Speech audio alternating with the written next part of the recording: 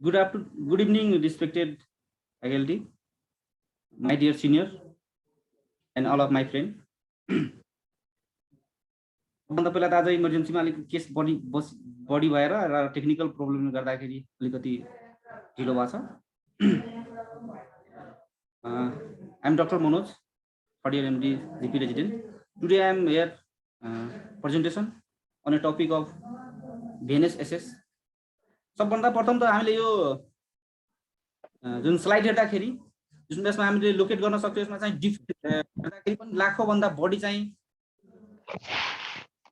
होलहरु छ, जसलाई हामीले चाहिँ हाम्रो शरीरको भेन र आर्टरीसित कम्पेयर गर्न सक्छौँ र यो चाहिँ नर्मलमा हुन्छ। तर हामीले कुनै बिरामी सकमा आयो, क्रिटिकल कन्डिसनमा आयो, त्यस्तोमा हामीले यसलाई भेट्न सक्दैनौँ र हामी चाहिँ अबको आधा एक घण्टा जति त्यही कसरी जुन बिरामीमा चाहिँ भेनस एसेस राम्रो हुँदैन त्यसलाई कसरी एसेस गर्ने, कसरी त्यसलाई मेडिकेसनहरु दिने, कसरी फ्लुइड ट्रान्सफ्युजन गर्ने, हामीले यही कुरामा चाहिँ डिस्कस गर्छौं।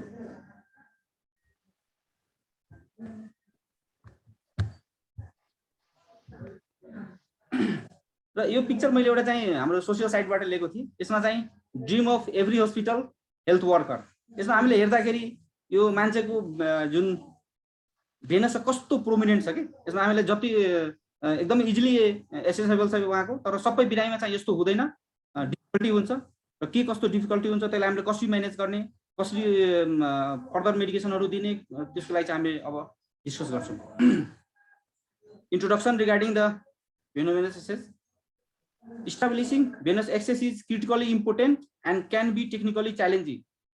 यो जुन क्रिटिकली चाहिँ एकदमै इम्पोर्टेन्ट हो, जसले हामीले कुनै बिरामीलाई चाहिँ भेनस एक्सेस गर्न सकेन भने त्यसलाई चाहिँ एकदमै गाह्रो हुन्छ म्यानेजमेन्ट गर्न। पछिको त्यो जुन एउटा बिरामीको जो आउटकम हुन्छ त्यो आउटकममै चाहिँ यसले चाहिँ डिफेक्ट पार्न सक्छ। एउटा राम्रो चाहिँ एसेस गर्न भेनस एक्सेस गर्न सकेन भने र एकदमै चाहिँ टेक्निकल च्यालेन्जिङ हुन्छ। र यो के को लागि हाम्रो इम्पोर्टेन्ट छ भने infusion of the medication, hydration of the fluid, product, nutritional supplementation.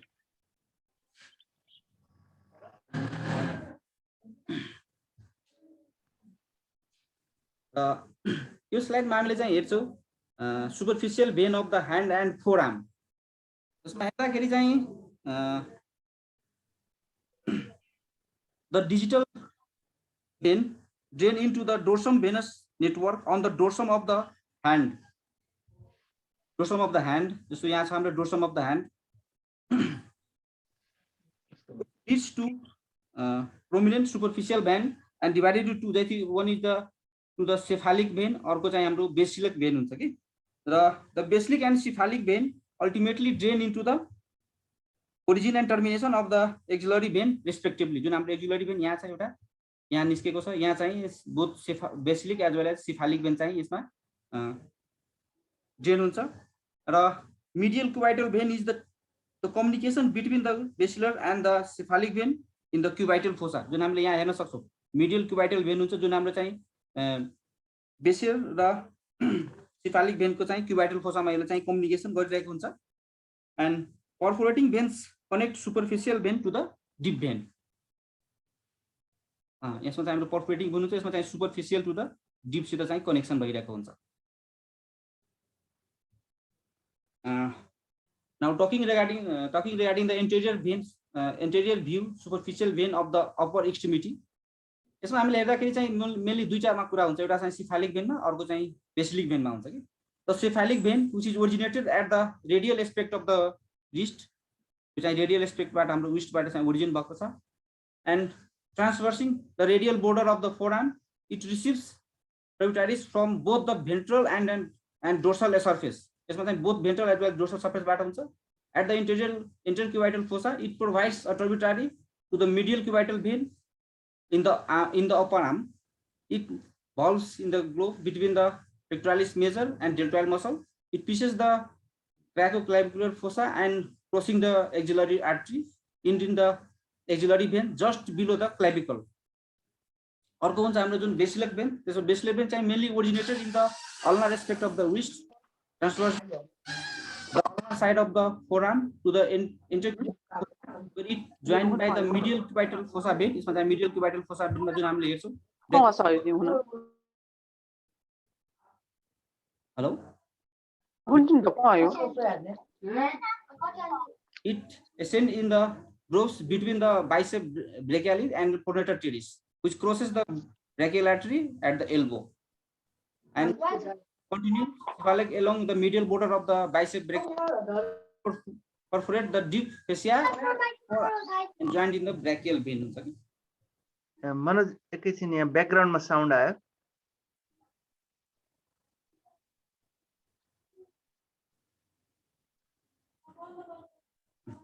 ब्याकग्राउन्डमा sound आइरहेछ कसैको अफ गरिदिनु होला हुन्छ हुन्छ दाइ गरिराख्नु छ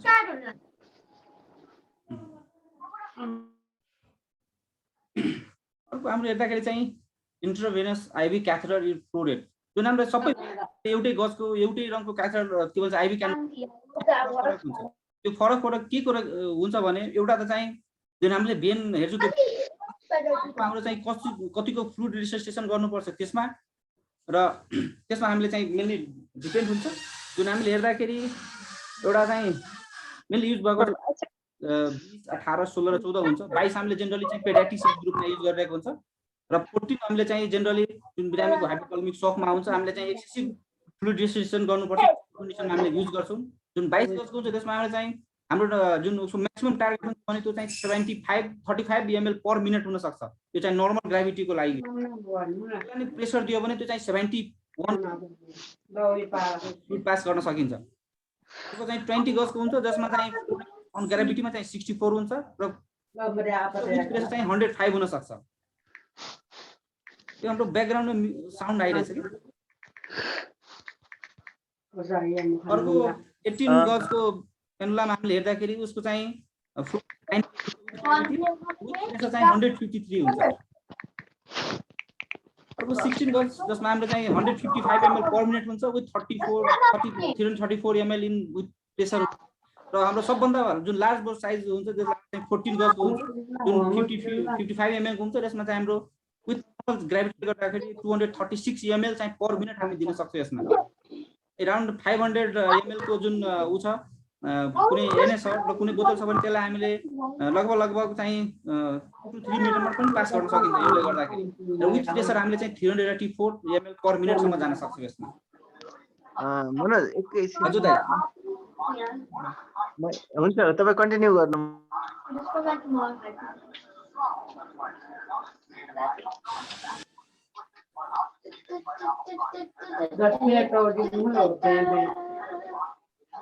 यस दाइ ए ल कन्टिन्यू गर्नु म हाम्रो चाहिँ सर्टेन डिफिकल्टी हुन्छ के जुन डिफिकल्टी कन्डिसन हामी चाहिँ फर्मुला लगाउन सक्दैनौं जस्तो हामीले like according to observation data associated with the difficulty facing peripheral IV catheter in adults include अब कुन कन्डिसनमा हाम्रो चाहिँ हुन सक्छ भनेर एउटा चाहिँ बिरामी ओबेसिटी भयो भने हामीले चाहिँ आइभी क्यानुला चाहिँ लगाउन एकदमै डिफिकल्टी हुन सक्छ अर्को चाहिँ एकदमै लिन एन्ड थिन अन्डर वेट पनि छ भने त्यसमा पनि डिफिकल्टी हुन सक्छ अर्को चाहिँ क्लिनिकली इनएक्सपिरियन्स अब जसलाई एक्सपिरियन्स छैन भर्खरको सिक्नु भएछ उहाँहरूलाई चाहिँ अलिक डिफिकल्टी हुन सक्छ अर्को चाहिँ clinical judgement of poor peripheral जुनमा हामीले चाहिँ क्यानुला साइजमा ठुलो छ तर हामीले सानो भेनलाई मा चाहिँ क्यानुलेसन गर्न खोज्यो भने त्यसले पनि हाम्रो डिफिकल्टी हुन सक्छ त्यो क्यानुलेसन गर्नलाई र अब अर्को हेर्दाखेरि चाहिँ जुन बेला हाम्रो चाहिँ डिफिकल्ट भइरहेछ हाम्रो सबै टेक्निकल ठीक छ तै पनि हाम्रो चाहिँ डिफिकल्ट भइरहेछ भने त्यसमा चाहिँ अल्टरनेटिभ अप्रोचहरु के हुन सक्छ भनेर अर्को फर्स्ट चाहिँ using the various technique of vein dilatation अब भेरियस टेक्निकमा के आउन सक्छ भनेर अब जस्तै हामीले टर्निकेट युज गर्न सक्छौं जुनमा चाहिँ ल्याटेक्स हुन्छ अरु चाहिँ नन ल्याटेक्स हुन्छ त्यो चाहिँ हामीले at the vein puncture site अनि एउटा हामीले अप टु डेटमा के दिएको थियो भने if blood pressure is high the more further from the vein puncture site if blood pressure is low then close to the possible vein puncture site त्यसमा हामीले हेर्दाखेरि ब्लड प्रेसर हाई छ भने हामीले चाहिँ जुन भेन पञ्चर गर्छ त्यो भन्दा चाहिँ टाढा बाँध्नु पर्यो ब्लड प्रेसर लो छ भने चाहिँ त्यो भन्दा सकभर त्यसको नजिकमा बाँध्नु पर्छ त्यो चाहिँ अप टु डेटको एउटा रिसर्चमा दिइरहेको थियो अर्को चाहिँ gravity position the extremity lower than the heart राख्नु पर्यो अर्को भनेको चाहिँ फिस्ट क्लिन्चिङ हुनुपर्छ त्यसमा चाहिँ instruct the patient to open and close his or hurt चाहिँ फिस्ट हुनुपर्छ अर्को भनेको tapping of vein using the यसमा चाहिँ use the thumb and second finger if flick the vein This release histamine beneath the skin and cause the dilatation of the vein. अर्को भन्छ 1 जुनमा चाहिँ हामीले जनरल चाहिँ 35 to 38 to 40 डिग्री डाइलेटेसन गर्न सक्छ। अर्को चाहिँ ब्लड प्रेसर चाहिँ कफ हुन्छ, जुन कफको लागि हामीले चाहिँ फर्दर स्लाइडमा चाहिँ युज गर्छौँ, हेर्छौँ।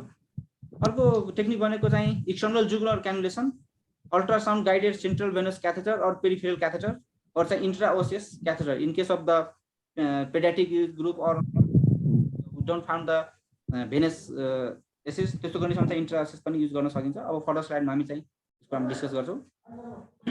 यसमा युजुअल टेक्निक जुन हामीले सधैँ गरेर त्यसमा चाहिँ proximal compression, most often using a thin rubber tourniquet placed 5 to 10 centimeter proximity to the anticipated venipuncture site. यसमा चाहिँ blood pressure in case high छ भने त्यसलाई चाहिँ 10 सेन्टिमिटर राख्न पनि सकिन्छ, लो छ भने चाहिँ गर्नुपर्छ।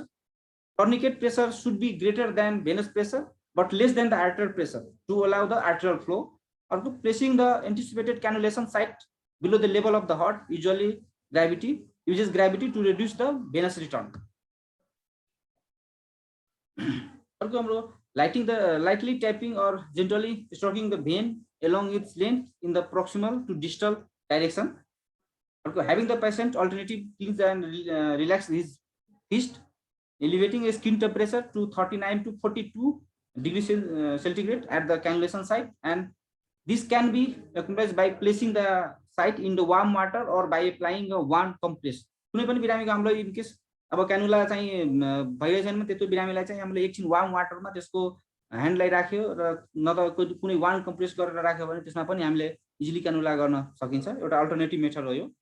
अर्को चाहिँ using the nitroglycerin ointment applied to the venous puncture site, जसले हामीले हेर्दाखेरि left for 2 minutes which leads to the venous dilatation and does not appear to cause the deterioration changing in the blood pressure even in the hypertensive patient. So अब कुनै बिरामीको चाहिँ hypertensive पनि छ र त्यसको भेन चाहिँ भेटेको छैन भने त्यस्तो कन्डिसनमा हामीले चाहिँ नाइट्रोग्लाइसिन वाइन्टमेन्ट चाहिँ युज गर्न सकिन्छ। यसले चाहिँ हाइपरटेन्सिभ बिरामीले चाहिँ त्यस्तो खासै गाह्रो गर्दैन भनिरहेछ। र यो चाहिँ एउटा हाम्रो इम्पोर्टेन्ट हुन्छ, यो इम्पोर्टेन्ट एउटा टेक्निक हो जुनलाई हामीले चाहिँ for the placement of large intravenous catheter. यसमा कसरी प्लेस गर्ने भनेर after the small gauge IV catheter place usually in the hand and the tourniquet is left in place. यसमा सबभन्दा पहिला हामीले चाहिँ जुन टर्निकेट चाहिँ राखेर एउटा सानो स्मल साइजको चाहिँ आइभी क्यानुला हामीले चाहिँ लगाउने।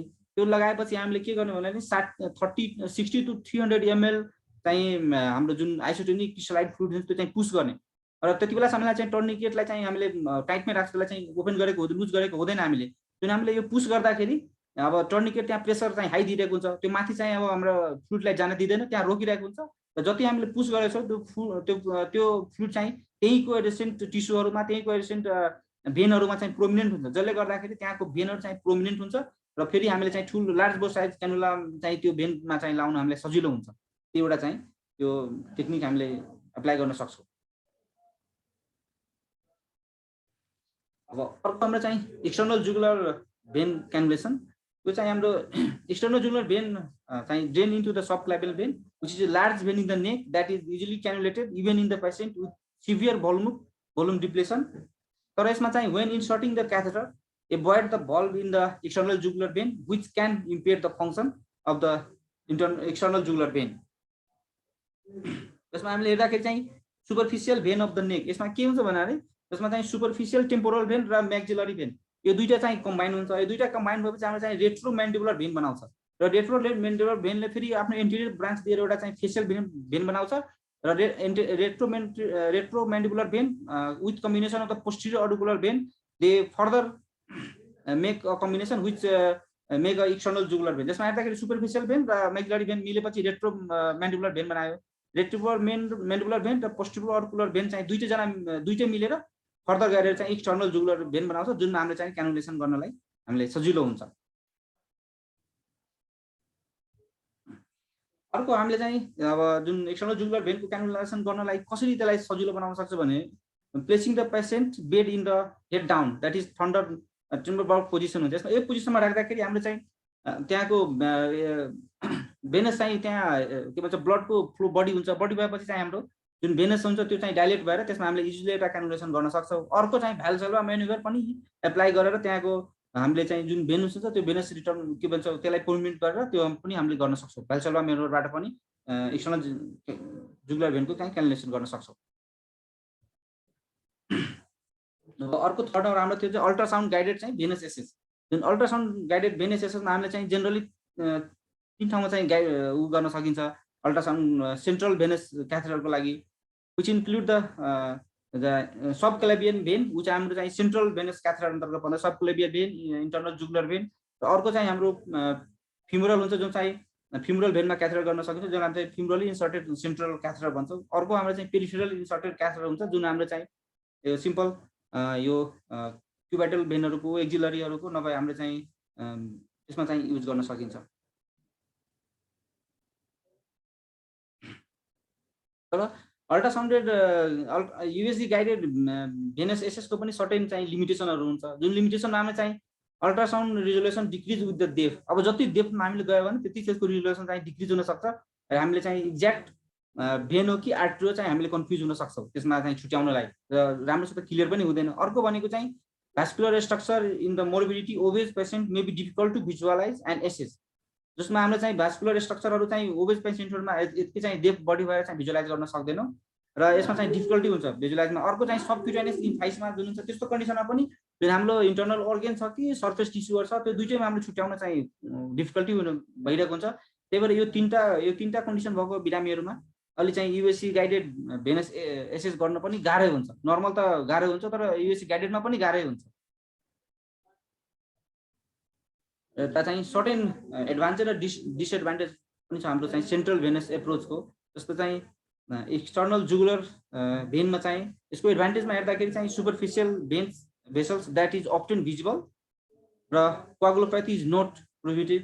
मिनिमम रिस्क अफ चाहिँ निमोथोराक्स हुन्छ र हेड अफ टेबल एसेस हुन्छ र प्रोमिनेन्ट इन एल्डरली पेसेन्ट हुन्छ र रेपिड चाहिँ भेनस एसेस गर्नलाई हामी सक्छौँ। यो चाहिँ एडभान्टेजहरू हाम्रो एक्सटर्नल जुगुलरको। डिसएडभान्टेज हेर्दाखेरि not ideal for prolong venous access. अब प्रोलङमा राख्यो भने त्यही बाटोमा चाहिँ इन्फेक्सनको सोर्स हुन सक्छ त्यही भएर चाहिँ प्रोलङ भएन। अर्को चाहिँ poor landmark in the obese पेसेन्टमा भयो हाई रेट अफ चाहिँ माल पोजिसन हुनसक्छ र catheter may be difficult to create हुन्छ फिक्स गर्न चाहिँ गाह्रो हुनसक्छ।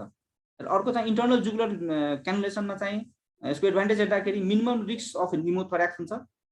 अर्को चाहिँ puncture related bleeding able to direct pressure हुनसक्छ। अर्को लोअर फेलुअर रेट विथ चाहिँ नोभेसोब्लेटर हुन्छ। Excellent target using the excellent target हो यो चाहिँ इन्टरनल जुगुलर भेनको। जसको डिसएडभान्टेज हेर्दाखेरि चाहिँ not ideal for prolong access risk of carotid artery puncture uncomfortable हुन्छ बिरामीलाई। Dressing and catheter difficult to maintain हुनसक्छ। अर्को चाहिँ थोरासिक डक्ट इन्जुरी पोसिबल हुन्छ जुन हामीले चाहिँ लेफ्ट साइडबाट गऱ्यो भने त्यो चाहिँ हुन्छ। अर्को poor landmark obese and as well edematous patient हुन्छ। Potentially access and maintenance issue with concomitant चाहिँ ट्राकेस्टोमी हुनसक्छ। Vein prone to collapse with hypovolemia जसमा चाहिँ इन्टरनल जुगुलरको हाइपोभोल्मिया चाहिँ कोल्याप्स हुनसक्छ। अर्को चाहिँ difficulty access during the emergency when airway control being establish. अब इमर्जेन्सीमा कुनै बिरामी अब एयरवे कम्प्रोमाइज भएर आयो भने त्यसलाई चाहिँ इन्टरनल जुगुलर राख्दाखेरि अब एयरवे इस्टाब्लिस गर्ने कि इन्टरनल जुगुलर राख्ने भने त्यो चाहिँ डिफिकल्टी यसको भेनको चाहिँ छ। अर्को चाहिँ सब क्लेभियल क्यानुलेसनमा यसमा चाहिँ इजियर टु मेन्टेन ड्रेसिङ तर चाहिँ इन्क्रिज रिस्क अफ निमोथोराक्स यसमा हुनसक्छ। जस्तै त्यही सेन्ट्रल लाइनको चाहिँ एडभान्टेज र डिसएडभान्टेज के छ त्यो हाम्रो तिनटै भेनहरूमा चाहिँ यस्तो रहेछ। अब अर्को हेर्दाखेरि अब ultrasound comparison of vein versus artery. अब हामी युएससी गर्दाखेरि अब भेन चाहिँ भेन हो कि आर्ट्री हो त्यो कसरी छुट्याउने। अब ब्लड त दुइटैमा फ्लो भइरहेको हुन्छ भेनमा पनि फ्लो हुन्छ आर्ट्रीमा फ्लो हुन्छ तर दुइटैलाई हामीले कुन मोर्फोलोजी छ ब्लडको फ्लोको क्वालिटी कस्तो छ आर्ट्रियलको वालको कस्तो मोर्फोलोजी छ त्यो हेर्दाखेरि पनि हामीले यो भेनस हो कि आर्ट्रियल हो त्यो चाहिँ हामीले छुट्याउन सक्छौँ। भेनमा हेर्दाखेरि यो चाहिँ कम्प्रेसेबल हुनसक्छ यो चाहिँ नन पल्सेटाइल हुन्छ थिन वाल हुन्छ इरेगुलर च्यानल हुन्छ बल्ब सिन हुन्छ तर distended with tourniquet and augmentation manoeuvre हुन्छ। Lumen become more hybrid with tourniquet हुन्छ। स्लो फ्लो अन डपलर हुन्छ र flat and arterial wave form with the spectral analysis. यो चाहिँ भेनको क्राइटेरिया हुन्छ। जुन आर्ट्रीमा हेर्दाखेरि यसमा चाहिँ रिसिस्ट कम्प्रेसन हुन्छ र पल्सेटाइल हुन्छ यो थिक वाल हुन्छ स्मुथ च्यानल हुन्छ नो भल्भ हुन्छ र no diameter change with the tourniquet or augmentation manoeuvre हुन्छ। यसमा चाहिँ डायमिटर चेन्ज हुँदैन। अर्को चाहिँ lumen remains erratic with tourniquet high flow on Doppler हुन्छ र arterial waveform with spectral analysis हुन्छ।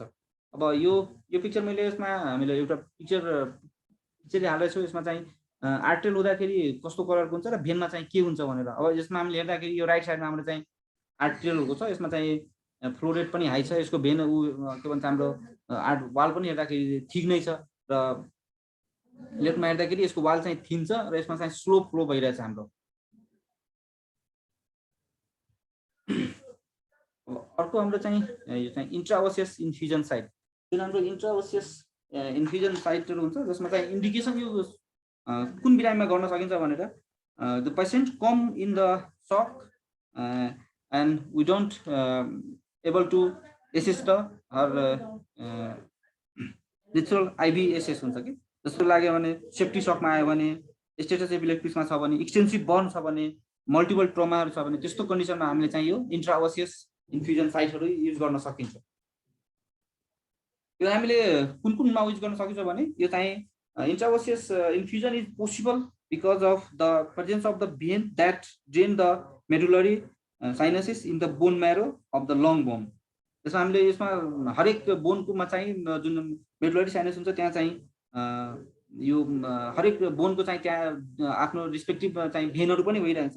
This vein supported by the bony matrix and do not collapse in the patient with shock or hypovolaemia also. यसमा चाहिँ हामीले चाहिँ बोनी मेट्रिक्सबाट यो भेनहरूलाई चाहिँ support भएको हुन्छ, त्यही भएर चाहिँ हाइपोभोल्मिया हुँदाखेरि पनि सकमा पनि चाहिँ कोल्याप्स हुँदैन।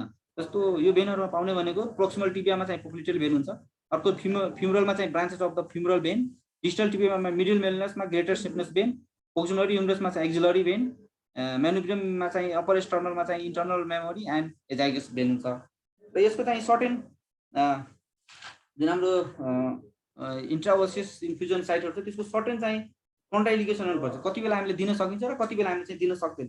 यो दिँदाखेरि चाहिँ यसको चाहिँ फ्यु एब्सोल्युट कन्ट्राइन्डिकेसन छ, like fracture bone or the previous penetration bone cannot be use because of the fluid will exist through the fracture or puncture site हुनसक्छ। अब पहिलादेखि नै फ्र्याक्चर भएको छ र कुनै पङ्क्चर साइटहरू त्यहाँ छ भने त्यसमा हामीले दिए पनि त्यो चाहिँ हाम्रो जुन बोन म्याट्रिक्स हुन्छ त्यो चाहिँ हुँदैन र बाहिर नै त्यहाँबाट लिक हुनसक्छ, त्यही भएर त्यस्तो कन्डिसनमा हामीले दिन सक्दैन। अर्को भनेको चाहिँ एन्ड एक्सट्रिमिली विथ भास्कुलर इन्टरप्सन हुन्छ कि, एक्सट्रिमिटी विथ भास्कुलर इन्टरप्सन। अब कुनै एक्सट्रिमिटी जसमा चाहिँ भास्कुलर इन्टरप्टेड पहिलादेखि नै छ भने, कन्सोलिडेटेड नै भास्कुलर इन्टरप्सन छ भने त्यस्तो कन्डिसनमा पनि हामीले दिन सक्दैन। र उसको अर्को अनि रिलेटिभ कन्ट्राइन्डिकेसन छ जुनमा हामीले दिनु हुँदैन, त्यस्तो जस्तो पेसेन्ट विथ सेलुलाइटिस हुनसक्छ, बर्न छ, ओस्टियोमाइटिस छ, ओस्टोजेनिक इन्फ्रास्ट्रक्चरहरू छ भने त्यस्तो कन्डिसनमा चाहिँ हामीले इन्ट्राओसियस इन्फ्युजन दिन चाहिँ मिल्दैन। अर्को हामीले चाहिँ चोइस अफ डिभाइस जसमा चाहिँ एउटा less than 1 year, more than 1 year र चाहिँ मोर देन 12 इयरको पनि क्लासिफिकेसन छ। यसमा 12 इयर पनि एउटा छ। चाहिँ younger than 1 year of age छ भने म्यानुअल निडल अर ब्याट्री पाउडर डिभाइस हुन्छ, जसमा म्यानुअल निडल हुन्छ। किन म्यानुअल लेस देन 1 इयरमा चाहिँ यता इजिली एभाइलेबल हुन्छ, लेस पेनफुल हुन्छ, त्यही भएर चाहिँ हामीले म्यानुअल निडल दिनु पर्यो यसमा। र मोर देन 1 इयर एज जब छ भने चाहिँ पाउडर डिभाइस दिनुपर्छ। र मोर देन चाहिँ 12 इयर छ भने त्यसमा चाहिँ हामीले चाहिँ गन, जुन हाम्रो यो हेर्दैछौँ यहाँको गन युजिङ हुनेछ कि हाम्रो इन्ट्राओसियस डिभाइस, त्यो चाहिँ युज गर्न सकिन्छ। र अर्को कुरा भनेको हामीले चाहिँ इन्ट्राओसिस राख्यो भने अब कति दिन राख्नलाई त्यसलाई, अब इन्ट्राओसिस राख्यो भने चाहिँ त्यसको डिफ्रेन्ट गाइडलाइनहरू डिफ्रेन्ट भन्छ। कुनै गाइडलाइनले चाहिँ 2 to 24 आवर पनि भनेछ राख्नलाई, तर बेस्ट भनेको चाहिँ 5 आवर भनेछ कि, 5 आवर भनेछ। 5 आवरसम्म राख्ने, 5 आवरपछि रिसेसिएसन गरेर अर्को साइडमा चाहिँ आइपी कनुला खोल्ने। 5 आवरभन्दा बढी राख्यो भने चान्स अफ इन्फेक्सन चाहिँ हाई छ। र मोर देन चाहिँ 24 आवर राख्यो भने त्यो साइन के भन्छ ओस्टियोमाइटिस डेभलप गर्नुको एकदमै चान्स छ। त्यही भएर सकभर हामीले चाहिँ लेस देन 5 आवर नै राख्नु पर्ला इन्ट्राओसियस, त्योभन्दा बढी चाहिँ हामीले राख्नु मिल्दैन।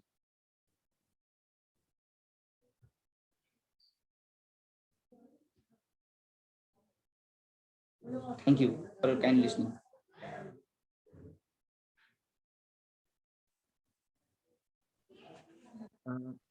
हेलो हजुर, कसैको प्रश्न छ भने राख्नु होला।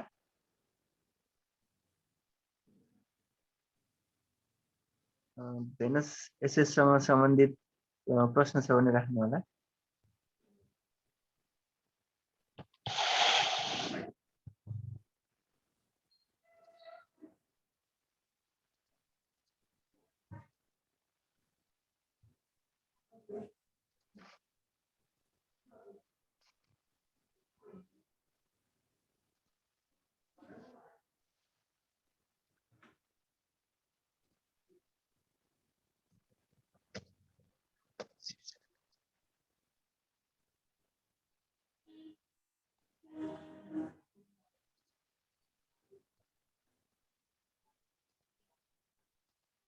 कसैको क्वेसन छ केही नभए यसो सुझावहरू आफ्नो एक्सपिरियन्स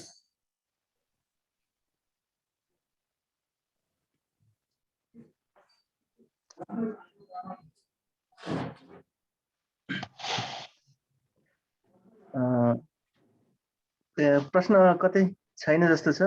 मनोज, आइबिएसएस चाहिँ हाम्रो सेटअपमा के पोसिबिलिटी छ? हामीले सिक्नुपर्ने चाहिँ त्यति हो अहिलेलाई। आइबिएसएसमा चाहिँ हामीले सिक्नुपर्नेमा चाहिँ एउटा अब जुन हाम्रो जेनरल हाम्रो क्यालकुलेसन भइहाल्यो त्यो चाहिँ हाम्रो गर्न भइहाल्यो होइन। एउटा चाहिँ एक्सटर्नल जुग्रोको, अर्को चाहिँ इन्टर्नल जुग्रो, अर्को चाहिँ फिमरल, यो तीनटा हामीले चाहिँ मेनली सिक्नुपर्छ र इन्ट्राओसिस पनि सिक्नुपर्छ। यो चारवटा हामीले चाहिँ सिक्नैपर्छ जस्तो लाग्छ। किनभने इमर्जेन्सी कन्डिसन कुनै चाहिँ बर्नको बिरामी आयो, सिभियर ट्रोमा छ, सिभियर सक छ, सिभियर सेप्सिसमा छ भने हामीले इनकेस अफ क्यानुला चाहिँ ओपन गर्न सकेन भने कम्तीमा यो चारवटा लाइन सिक्यो भने यो चारवटा लाइनले हामीले चाहिँ गाइड गर्न सक्छ। त्यो कसरी फ्लुइडिसेसन गर्ने, कसरी फ्लुइड म्यानेजमेन्ट, मेडिकेसनहरूको लागि गाइड गर्न सक्छ। त्यो चारवटा चाहिँ अब्जेक्टिभ हामीले सिक्नुपर्छ दाइ। मनोज हजुर, मेरो एउटा क्वेसन छ। त्यो इन्ट्राओसिस चाहिँ हामीले एडल्टमा युज गर्न मिल्छ कि मिल्दैन? कुन दाइ? इन्ट्राओसिस एडल्टमा पनि युज गर्न मिल्छ। अब कुनै बिरामी चाहिँ सिभियर बर्न भएर आएको छ, सेप्टिक सकमै छ र मल्टिपल छ, हामीले चाहिँ आइबिलाइन चाहिँ युज गर्न सकिरहेको छ भने इन्ट्राओसिस हामीले चाहिँ एडल्टमा पनि युज गर्न सकिन्छ। गाइडलाइनमा के भनेछ त्यसलाई चाहिँ जेनरली चाहिँ एउटा एभरेज निकालेको छ डिफ्रेन्ट स्टडीबाट र लेस देन चाहिँ 5 आवर नै युज गरेर त्यसलाई निकाल्ने भन्नुभएको छ। 5 आवरभन्दा बढी पनि राख्न सकिन्छ, तर मोर देन चाहिँ 24 आवर राखेको बिरामीमा त्यसमा चाहिँ 30 to 40% मा चाहिँ ओस्टियोमाइलाइसिसको फिचरहरू, सेप्सिसको फिचर चाहिँ देखेछ कि, त्यही भएर राख्न सकिन्छ, तर 5 आवरमै त्यसलाई चाहिँ डिसोसिएसन गरेर अर्को ठाउँमा लाउनुपर्छ। ओके, अनि कति गेजको निडल युज गर्ने हो? छुट्टै निडल आउँछ। अब निडल त दाइ मलाई ठ्याक्कै कति ग्यासको चाहिँ त्यो त थाहा भएन होइन, तर मलाई लाग्छ हाम्रो जुन यो क्यानुला साइज हुन्छ हामीले चाहिँ कि त 14 कि 16 को युज गर्नु पर्ला। अब मुकेश दाइ के थप्नुहुन्छ? यस्तो हो, यसमा अब एज ग्रुपमा डिपेन्ड गर्छ होइन। एज ग्रुपमै डिपेन्ड गर्छ त्यो क्यानुलाको साइज पनि। बच्चाहरूमा चाहिँ मोस्ट कमनली युज भइरहेको हामीले आफ्नै यहाँ छ, तर हामीले इन्ट्राओसियस एडल्टमा चाहिँ हाम्रो इमर्जेन्सीमा चाहिँ त्यति प्रयोग गरेको अहिलेसम्म भेटेको पनि छैन। गर्न चाहिँ मिल्छ, गर्नै नमिल्ने चाहिँ होइन। अब साइज एउटा यसको इन्ट्राओसियसको निडलहरू छिट्टै आउँछ, त्यो प्रयोग गर्ने। यसलाई ड्रिल गर्नको लागि एउटा ड्रिल गर्ने, होल बनाउनको लागि पनि एउटा इन्स्ट्रुमेन्ट पनि, बोनलाई ड्रिल गर्ने किसिमको एउटा निडल आउँछ है, त्यो युज गरेर हामीले फ्लुइड दिन सक्छौँ। अनि गौतम दाइ, हजुर, मैले हेरेको दाइ भर्खर, त्यसमा हेर्दाखेरि चाहिँ हामीले युज गर्ने भनेको एउटा चाहिँ हाम्रो जुन एडल्टको लागि 15 गजको र चिल्ड्रेनको लागि चाहिँ 15, 25 र 45 तीनटा रेन्जमा आउँदैछ दाइ यो चाहिँ। हजुर, जुन हाम्रो 15 छ, 15 हामीले एडल्टमा युज गर्न, 25 छ जुन चाहिँ मिडियम एजमा युज गर्न सक्यो, 45 छ त्यो चाहिँ हाम्रो सानो बच्चामा युज गर्न सकिन्छ दाइ। यसमा 15 र 45 साइजमा चाहिँ आएको छ दाइ। 15 चाहिँ एडल्टमा? हजुर हैन दाइ, 45, 25 र 15 के नर्मल क्यानुला वेट अनुसार चाहिँ फरक छ। इन्ट्राओसियस क्यानुलाहरू छुट्टै आउँछ, त्यो चाहिँ युज गर्ने हो। हजुर त्यही युज गर्ने हो, तर त्यसको साइज चाहिँ अब यसमा देखाएको छ, इफ वेट चाहिँ 3 देखि 40 केजी छ भने 15 mm को इन्ट्राओसियसको युज गर्ने, मोर देन चाहिँ 40 केजी छ भने 25 मा देखाउने, र ह्युमरसहरुमा राखेको छ भने चाहिँ 45 mm को राख्ने भनिरहेछ कि। अनि जस्तो बच्चाहरुमा हामी युज गर्नु पर्यो भने जस्तो 16 एजको निडलहरु पनि युज बच्चाहरुमा त युज गर्दाखेरि हामीले चाहिँ अब 15 को युज गर्नुपर्छ जस्तो लाग्छ। 45 अनि त्योहरु अवेलेबल छैन भने तपाईको 16 गेजको निडल पनि युज गर्न मिल्छ। हजुर हजुर,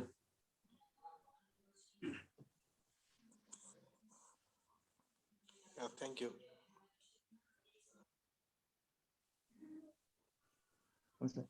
मनोज, हजुर दाइ, आजको टेक होम मेसेजमा चाहिँ के भन्न मन लागेछ? आजको अब मेरो चाहिँ टेक होम मेसेजमा दाइ अब कुनै पनि बिरामी आउँदाखेरि सबैमा चाहिँ भेनेसेसेस चाहिँ राम्रै हुँदैन, हामी डिफिकल्टी हुन्छ, र भेनेसेसेस हाम्रो चाहिँ एकदमै इम्पोर्टेन्ट छ त्यो मेडिकेसनको लागि, त्यसको म्यानेजमेन्टको लागि चाहिँ एकदमै इम्पोर्टेन्ट छ। र जुन हाम्रो अल्टरनेटिभ टेक्निकहरू छ त्यो टेक्निकहरू पनि हामीले युज गर्न सकिन्छ, जुन टर्निकेटको, वार्मिङको होइन, ग्राभिटीको टेक्निकहरू, डबल टर्निकेटको, जुन अर्को पनि एउटा थियो नि हाम्रो जुन एउटा स्लाइड हेर्नुभएको थियो जसमा चाहिँ ऊ राखेर 2-4 टर्निकेट राखेर सानो क्यानुला लगाए पनि त्यसलाई चाहिँ इन्फ्लेट 30 to 300 ml चाहिँ इन्फ्लेट गरेर बल्ल चाहिँ त्यो भेन पर्मिनेन्ट हुन्छ नि अर्को ठुलो साइजको क्यानुला लाउन सकिन्छ, त्यो पनि गर्न सकिन्छ। त्यसले पनि भएन भने हामीले चाहिँ एक्सटर्नल जुगुलर, इन्टर्नल जुगुलर र फिमोरल पनि राख्न सकिन्छ, त्यसले पनि भएन भने चाहिँ इन्ट्राओसियस राख्न सकिन्छ। भनेपछि सिक्वेन्समा जानु पर्यो हाम्रो सिक्वेन्समा जानु पर्यो। इन्ट्राओसियस चाहिँ सुरुमा टार्गेट बनाउन मिल्छ कि मिल्दैन? अब कुनै बिरामी छ जसले हामीले हेर्ने बित्तिकै यसको चाहिँ अब के भन्छ हामीले सिधै टाइम छैन, अब हामीले एकदमै सिभियर बर्न नै छ, फ्र्याक्चर एकदमै धेरै छ, हामीले गर्न सक्दैन पनि त्यसलाई हामीले इन्ट्राओसियस नै डाइरेक्ट जान पनि सकिन्छ। बर्न चाहिँ कहिलेकाहीँ एसोसिएटेड विथ फ्र्याक्चर पनि हुन्छ, त्यस्तोमा पोसिबल हुन्छ र? त्यस्तोमा चाहिँ जुन बोनको फ्र्याक्चर छ त्यसलाई चाहिँ छोडेर अर्को बोनमा चाहिँ गर्न सकिन्छ दाइ। त्यसो भए कुन चाहिँ बोनलाई हामीले प्रिफर गर्न मिल्छ? अब यसमा हेर्दाखेरि तपाईँको चाहिँ जुन हाम्रो हेर्दाखेरि अब जस्तो कुन सिभियर बर्न छ भने अब जस्तो तपाईँको थाहै नगएको छ ह्युमरेसै लाइनहरू के भन्छ, मैले तपाईँको क्वेसन बुझिँदा एकचोटि फेरि भन्नु त। होइन, मैले सोधेको यदि बर्न छ फ्र्याक्चर एसोसिएटेड हुने सम्भावना बढी हुन्छ बर्नको केसहरूमा होइन, हजुर त्यस्तोमा चाहिँ हामीले कुन बोनहरू प्रिफर गर्न सक्यो भने थाहा हुनु पर्यो नि त। हजुर हजुर अब यहाँ चाहिँ लाउन मिल्दैन भन्ने त्यो जानकारी भएदेखि सजिलो हुन्थ्यो भनेर। यो हाम्रो चाहिँ कुन कुन बोनमा गर्न सकिन्छ यहाँ मैले राखेको छु, एउटा प्रोक्सिमल टिबियामा गर्न सकिन्छ होइन, अर्को चाहिँ फ्युमरलमा गरिन्छ, डिस्टल टिबिया र ह्युमरस र म्यानुब्रियममा चाहिँ यो 4 ठाउँमा चाहिँ गर्न सकिन्छ दाइ, 5 ठाउँमा। अब हामीले होइन बर्नमा गर्ने होइन, सिभियर बर्न छ भने त्यस्तो कन्डिसनमा इनकेस भेन भेटेको छैन भने त्यति बेला चाहिँ गर्न सकिन्छ यिनीहरूमा। भन्नुको अर्थ भेन नभएकै बेलाको कुरा गर्दैछु मैले, हजुर दाइ, भेन नभेटिएको बेलाको कुरा गरे हो। त्यस्तोमा चाहिँ अब प्रिफरेबल भेन चाहिँ तपाईँले यहाँ देखेको लिस्ट छ होइन? हजुर अब प्रिफरेबल चाहिँ कुन चाहिँ होला बर्नको केसमा? प्रिफरेबल दाइ मलाई लाग्दाखेरि चाहिँ अब के डिस्टल टिबियामा गर्न सकिन्छ कि दाइ, एक्ज्याक्टली त थाहा भएन दाइ त्यसमा। अब धेरै फ्र्याक्चर हुने भनेको चाहिँ लोवर लिम्ब र अप्पर लिम्ब नै हो होइन? हजुर दाइ, त्यही भएर म्यानुब्रियममा चाहिँ गऱ्यो भने त्यस्तो केसहरूमा फ्र्याक्चर हुने चान्स कम हुन्छ र सेफ हुन्छ। त्यही भएर लिम्ब बाहेकलाई स्पेयर गरेर म्यानुब्रियममा गर्नुभयो भने चाहिँ राम्रो हुन्छ। है, थ्याङ्क यू, सेफ साइड भयो। हजुर हजुर, चाहिँ लिम्बहरू भाग्ने कुद्नेमा फ्र्याक्चर हुने सम्भावना बढी हुन्छ। त्यस्तोमा चाहिँ अननोन छ नि त, फ्र्याक्चर भएको हो कि नभएको थाहा पाइँदैन, सोइलिङ त त्यसै भइरहेको बर्नले, त्यही भएर सेफ साइड चाहिँ म्यानुब्रियम हुन्छ। मेरो क्वेसन चाहिँ त्यो थियो। हजुर हजुर, अरू छ, अरू प्रश्न छ? आशिष सर केही थपेर कन्क्लुड गरिदिनुहुन्छ कि? Okay, thank you very much. राम्रो डिस्कसन भयो, म कन्क्लुड गरिदिन्छु। हामीले भेन नभेटेको अवस्थामा चाहिँ इन्ट्राओसियस चाहिँ एउटा एकदमै राम्रो अल्टरनेटिभ हो। र इन्ट्राओसियसमा हाम्रो कन्टेक्समा समस्या चाहिँ हामीले यो इन्स्ट्रुमेन्टहरू अभाइलेबल नहुन सक्छ। बच्चामा पनि इक्वली इफेक्टिभ छ, ठुलोमा पनि इक्वली इफेक्टिभ छ। बच्चामा चाहिँ हामीले हातले ड्रिल गर्न सक्छौँ भने ठुलोमा चाहिँ ड्रिलिङ मसिनै चाहिने हुन्छ। सो यो सबै मटेरियल्सको अभावमा चाहिँ हामीले कतिपय बेलामा चाहिँ इन्ट्राओसियस चाहिँ गर्न सक्दैनौँ। सो हामीले भेन नभेटेको अवस्थामा सिम्पल प्रोसिडियर्सहरू फलो गर्ने हो भने, स्टेप्सहरू फलो गर्ने हो भने हामी नर्मल्ली टर्निकेट लगाएर ट्याप गरेर भेनहरू हेर्छौँ। त्यसले पनि भेटेन भने हामीले हातलाई चाहिँ हार्टको लेभलभन्दा तल लगेर ट्याप गर्न सक्छौँ। त्यसले पनि भेटेन भने हातमा चाहिँ टेम्परेचर चाहिँ माथि बढाइदिने, जस्तै 37 to 38 डिग्रीसम्म पुर्याउने भन्छन्। त्यो भने नर्मल सलाइनले को बोतलहरू वार्म गरेर हातमा राखिदिने अथवा चाहिँ कपडा वार्म गरेर हातमा राखिदिने। त्यो गरेर पनि भेटेन भने चाहिँ हामीले सानो एरियाहरूमा चाहिँ नाइट्रोग्लिसरिनको ओइन्टमेन्ट्सहरू लाउन सक्छौँ। त्यसले गर्दा भेन डाइलेट हुन्छ। नाइट्रोग्लिसरिन चाहिँ हामीले इभन स्ट्रोकमा भएको पेसेन्टलाई पनि लाउन मिल्छ, एभिडेन्सेसहरू छ त्यो। नाइट्रोग्लिसरिन लाउनाले स्ट्रोक बढ्ने त्यस्तो केही पनि नै हुँदैनन्। सो हामीले नाइट्रोग्लिसरिनको ओइन्टमेन्ट लगाएर भेन डाइलेट गरेर हेर्न सक्छौँ। अथवा हामीले अघिदेखि भनेको सबै स्टेप्सहरू सबै एकैचोटि गरेर भेन डाइलेट गराउन सक्छौँ। अर्को तरिका भनेको सानो भेन भेटियो भने चाहिँ त्यसबाट 300 ml जति पुस गरेर टर्निकेट लगाएर हामीले जसरी बियर ब्लक गर्छौँ त्यसरी नै ठुलो भेनहरू डाइलेट, कोलाट्रल चाहिँ ठुलो भेन डाइलेट गरेर ठुलो भेनमा क्यान्डुलेट गर्न सक्छौँ। तर यो गर्न अलिकति गाह्रो हुन्छ। भेन नभेटेको अवस्थामा हामीले नाइट्रोग्लिसरिन लाएर पनि भेटेन भने चाहिँ पेसेन्टलाई टेन्डलबर्ग पोजिसनमा राखेर जुगुलर भेन चाहिँ क्यानुलेट गर्न सक्छौँ। जुगुलर भेन चाहिँ मोस्ट अफ द टाइममा भेट्छ, इभन कोल्याप्स भएको बेला पनि एक्सटर्नल जुगुलर भेन चाहिँ भेट्छ। केही गरी एक्सटर्नल जुगुलर भेन भेटेन भने चाहिँ अब हाम्रो कन्टेक्समा इन्टरओसियस छ कि हामीसँग सेन्ट्रल लाइनको पोसिबिलिटी छ, त्यो दुईटामा चाहिँ एउटा छानेर हामीले अगाडि बढ्नुपर्ने हुन्छ। सो हामीले बेसिक चाहिँ हामीले कहिले पनि नगरेको तर इफेक्टिभ भनेको चाहिँ हामीले ड्रेसिङ नहुने भनेको हात तल लाने अनि स्किनको टेम्परेचर वार्म गर्ने, नाइट्रोड्रेसिन लाउने, यो प्र्याक्टिसेसहरू चाहिँ हामीले भेन नभेटेको अवस्थामा गर्नुपर्ने हुन्छ। प्लस ओबिस्ट पेसेन्ट बच्चाहरूमा चाहिँ कहिलेकाहीँ कोल्याप्स नभए पनि भेन भेट्दैन, त्यो अवस्थामा चाहिँ अल्ट्रासाउन्ड गाइडेड पेरिफेरल भेन एक्सेसहरू चाहिँ एकदमै इम्पोर्टेन्ट हुन्छ। तर सकमा गएको पेसेन्टहरूमा चाहिँ ultrasound guided peripheral venous access चाहिँ एकदमै गाह्रो हुन्छ। अल्ट्रासाउन्ड गाइडेड सेन्ट्रल लाइन्सहरू चाहिँ गर्न सम्भव हुन्छ, तर पेरिफेरल भेन चाहिँ सकमा गएकोलाई चाहिँ सम्भव हुँदैन। तर बच्चा ओबिस्टहरूमा चाहिँ अल्ट्रासाउन्ड गाइडेड चाहिँ एउटा एकदमै इफेक्टिभ टुल हो। सो यति भन्दै आजको सेसन यही कन्क्लुड गर्छु। सबैलाई जसले पार्टिसिपेट गर्नुभयो उहाँलाई धन्यवाद। Manoj, thank you very much, राम्रो प्रेजेन्टेसन थियो। आजको सेसन यही एन्ड गरौँ है। Thank you sir. Thank you.